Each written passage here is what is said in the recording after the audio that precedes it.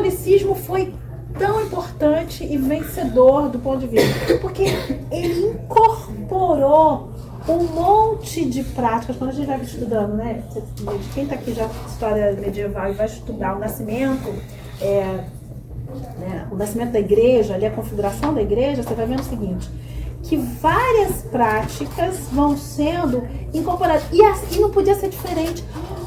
Quando a pessoa, tem muitos estudos que mostram que a pessoa se converte a determinada coisa, ela precisa também reconhecer algum ponto de contato. Você estuda a história do cristianismo, a história da constituição do catolicismo. Primeiro que, né, você vai estudando a Idade Média, você vai vendo aqui, conflitos e conflitos e conflitos.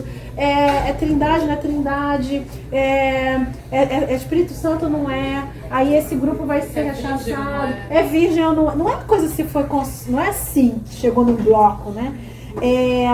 E o que é a igreja? O que é a igreja? E essa discussão, só um pouquinho, ela vem antes lá dos celtas, né? Que a linhagem era toda matrifocal e que não se cultuava a Deus. Não tem pai, filho, Espírito Santo. Era mãe. Era uma linhagem toda feminina. E que aí veio a imposição do cristianismo católico que rompeu com isso. Mas ao mesmo tempo também não aí vem deixou de incorporar o feminino. Então veja, o que a gente está dizendo em relação a isso? As religiões, o catolicismo, ele vai se consolidando e ele é vencedor porque ele foi incorporando. Eu posso só ler rapidinho um pouco de como foi definido esse conceito no texto, porque está sendo exatamente o que está sendo falado. Que a autora coloca a mitopraxis como apropriação e ressignificação de um produto da alteridade. E aí coloca que a transformação simbólica e às vezes material da realidade encontrada num momento histórico determinado. Que é justamente isso, de se apropriar e de se moldar a partir do que encontra na experiência, né? Essa religião chega, encontra uma experiência, se apropria dela e aí utiliza isso como mecanismo, né? Porque os sujeitos, eles não chegam vazios, né? Eles chegam com as suas próprias experiências. Mas assim, se a gente for olhar do ponto de vista dos indígenas, a gente meio que não precisava do ponto de vista deles, é legal, poxa, eu vou ajudar, mas olhando do ponto de vista mais indígena, a gente não precisava, como ela mesmo fala na entrevista lá, a gente cultivava, a gente plantava, fazia farinha de mandioca, e era muito, por exemplo, a tapioca que conhece pra cá é só aquela pequena, né? Lá a gente faz muito, tipo, e tem a tapioca também, que é uma bolinha branca, então era muito diversificado, tinha caça, então o jeito que ela falou é como se a gente estivesse passando fome na comunidade, isso não acontecia. E até a noção. Exato. E aí, numa relação de poder, né, lidar como falta, numa relação de poder assimétrica que eu tenho como missão dominar. Que o outro se transforme no eu. E no menos eu. No eu. A questão das roupas também. Quando teve uma época que, por exemplo, levavam roupa pra lá, tá tudo certo, mas não usavam. Tem até, eu acho que foi o meu pai que me contou isso, que muitos indígenas, quando foram pro município de São Gabriel da Cachoeira, eles não usavam sapato, por exemplo, mas eles eram obrigados a usar. E aí hoje, se a gente for pra lá, muita gente usa sapato, mas antes eles não usavam. Falando disso aí, realmente é bem difícil você encontrar no indígena, tipo, descalço ou mal vestido também, porque muitas das vezes as pessoas têm isso, né, na mente o indígena ele tem que andar pelado ou... São estereótipos, né? Isso, então tipo assim, são coisas que é difícil de se ver. Aí entra um pouco o que a senhora falou, por não seguir os padrões deles, eles diziam que estava errado ou que estava faltando, né? Mas no nosso ponto de vista estava tudo certo, era o jeito que a gente se comportava. Mas esse é o processo, né? Você desestrutura aquele modo de vida de modo geral, né? Você cria essa falta e depois você diz, olha, eu estou te dando, está te faltando, né? Eu acho que foi nesse sentido que eu tinha comentado essa questão do alimento e da roupa, porque era mais uma pressão estatal que fazia ter a falta, e aí esses grupos chegavam com o que estava realmente faltando naquele momento. mas não por uma insuficiência da própria comunidade, mas por um loteamento que estava rolando lá. As condições, né, que levam à vulnerabilização da sociedade abrem, né, possibilidades, né, para... Porque, como a gente disse, os missionários não chegam só oferecendo... Chegam oferecendo questões que as pessoas, de fato, estão precisando comer. Problemas, às vezes, internos dentro da própria comunidade, que vão tendo problemas sociais, né, questões que vão aparecendo. E aí que implica também uma relação com a ancestralidade, com a espiritualidade. Concepção de tempo. Concepção mesmo de você pensar teórica do modelo, do próprio marxismo, que vai pensar uma ideia de que você, né, tem estágios de desenvolvimento e o estágio final é a revolução. Isso também é linear e teológico, teleológico. Isso é mais uma abordagem de pensar tempo ocidental. Vocês querem trazer mais algum elemento? Eu queria, professora, sobre a conceituação de visões de mundo. Eu acho que é importante a gente fazer uma separação de visões acerca do que é voluntariedade e do que é imposição por meio de coerção, porque nesse caso mesmo concreto, em que um organismo religioso missionário que tem essa visão de mundo também acerca da sua religião, do ir, de pregar o evangelho, essa é a base do cristianismo, por exemplo, transmitir o conhecimento cristão para quem não tem esse conhecimento. Aí eles chegam voluntariamente oferecendo serviços que muitas das vezes pode ser enxergado pela comunidade indígena ali como algo que eles não precisam ou como algo que eles precisam. Aí, voluntariamente, nos tempos de hoje, eles decidem isso. Não há uma coerção, uma imposição por meio da violência, da força, como a gente pode discutir se houve ou não lá na colonialização, com os aldeamentos, as guerras justas. Mas hoje não acontece essa imposição por meio de força. Então, se voluntariamente eles aceitam essa ajuda, aceitam receber esse conhecimento de uma nova visão de mundo e acabam voluntariamente se tornando, às vezes, religiosos também, fervorosos, tipo, eu acho que é o caso que a colega ali falou da avó dela, que é católica e tal, hoje em dia, como que isso seria enxergado como uma prática silenciosa de violência, assim, se não há diretamente uma violência dentro dessa voluntariedade? Acho que você está falando conecta muitíssimo com a concepção de relações de poder que a gente tratou na semana passada em relação com Foucault.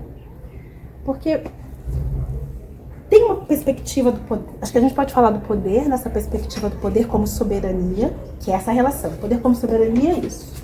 O poder é algo que as pessoas coercivamente, né, são acossadas pelo poder. Nessa abordagem que a gente está trazendo aqui, as relações de poder, veja bem, elas, se o poder trabalhasse, na perspectiva que a gente está trabalhando aqui, se o poder operasse apenas como coerção, como imposição coerciva, e não apenas criando, e para além disso criando, ele seria facilmente também localizado desse sentido.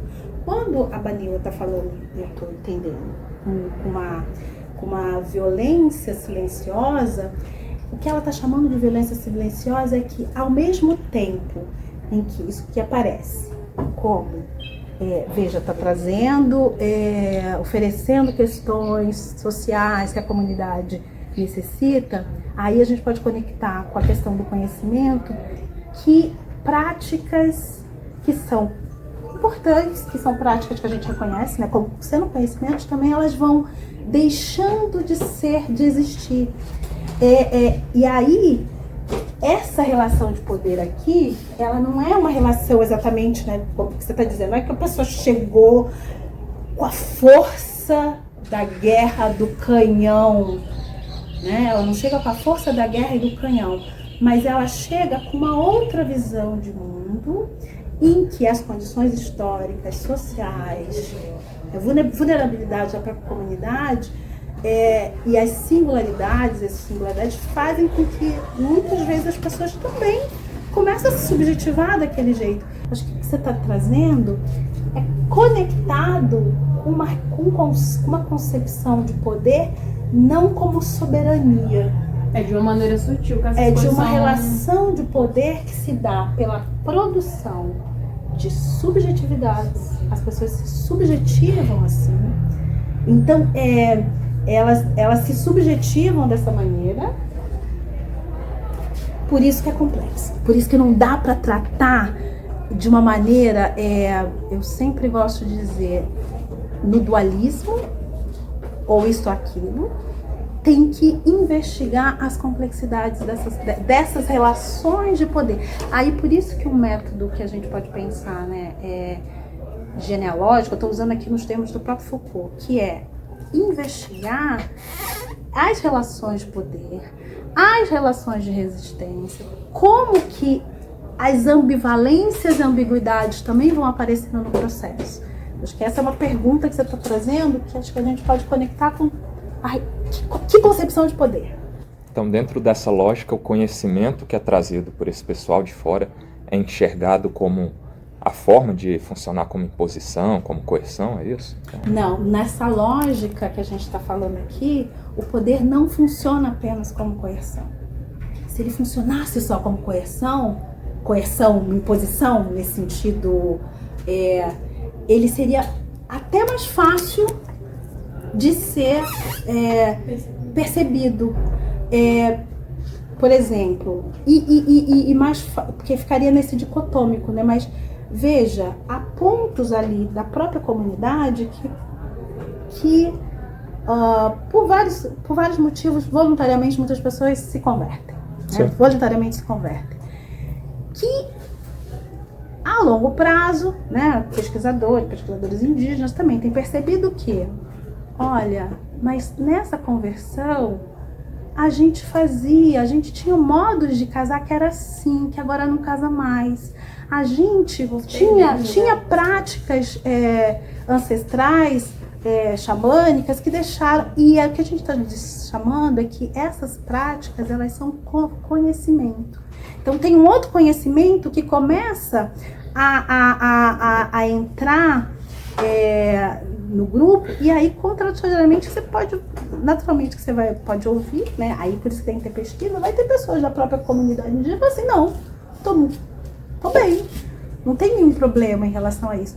Mas também vão ter muitas pessoas que vão identificar isso nessa perspectiva do epistemicídio, que tem algo ali que está nesse convívio, nessas relações, que vão deixando de existir. E aí, se a gente for parar para pensar que tradicionalmente os modos de saberes indígenas não são reconhecidos como conhecimento, isso é um problema. O problema é um pouco também essa questão de esses processos estarem muito ligados a isso que a Marileia estava falando aqui, né? Da identidade pela falta. E a única coisa que vai ser legítima vai ser, por exemplo, né, a concepção cristã de religiosidade, de relação com a vida, com as gerações, né? Eu acho que a grande questão é muito por aí, né? Como esse processo é estabelecido e vivido nessa ideia, né, de identidade como falta, entende? Que você tem que necessariamente abandonar, digamos assim, tudo isso aqui para, então você, e que essas outras coisas que estão aqui, por exemplo, sejam consideradas não só não legítimas, né, mas uma espécie de um passado negativo que tem que ser superado, algo que tem que ser realmente abandonado, né? Quer dizer, essas duas coisas, elas não poderiam conviver, digamos, né? É um pouco, talvez, nesse sentido, né? Mas essa percepção da falta não deveria incumbir ali individualmente a cada componente daquele povo indígena, por exemplo? Eles estão lá recebendo conhecimento externo, que muito provavelmente eles nunca tiveram acesso, assim, àquela complexidade de um novo modo de ver o mundo. Aí eles recebem aquilo e não deveria caber a eles fazer avaliação do tipo, isso é interessante para mim ou não, isso me falta ou não, isso que eu tenho hoje é suficiente ou não. Então, nessa questão do tempo, nessa questão do tempo que tu está falando atualmente. Sim. Mas no texto ela fala sobre um período que ela viveu. Por exemplo, ela fala que, até nesse trecho aqui, essas práticas e tudo que antes era acessado de forma amigável passaram a ser restringida. É quando entra a questão da violência. Porque, por exemplo, eu com o cabelo mais longo, a partir do momento que eu chego aqui na sala e começo a impor, não pode usar cabelo longo. Eu já estou te violentando de certa forma. Por mais que não seja tão agressiva, mas é uma... Se houver imposição, sim, é o que eu estou dizendo. Imposição e voluntariedade. Até essa entendendo o pedido voluntariedade... dele. A imposição eu sou contra também. Sim. Até essa voluntariedade atual acaba sendo consequência do que aconteceu lá atrás, porque as pessoas, hoje tem o livre-arbítrio de escolher, não, eu vou seguir essa religião, mas porque meu pai seguia, meu avô seguia, mas por que esses pais seguiam? Porque lá atrás foi imposto a eles, entendeu? Mas acho que tem uma coisa que ele quer acabam dizer. sendo influenciados. É importante dizer, porque veja bem, não tem nada mais indigno do que falar pelo outro. Né? Tem nada mais indigno do que falar e falar em nome do outro, né? O outro não quer, o outro quer aquilo. O que está sendo dito que precisa ser escutado do ponto de vista dessa produção e circulação do próprio conhecimento?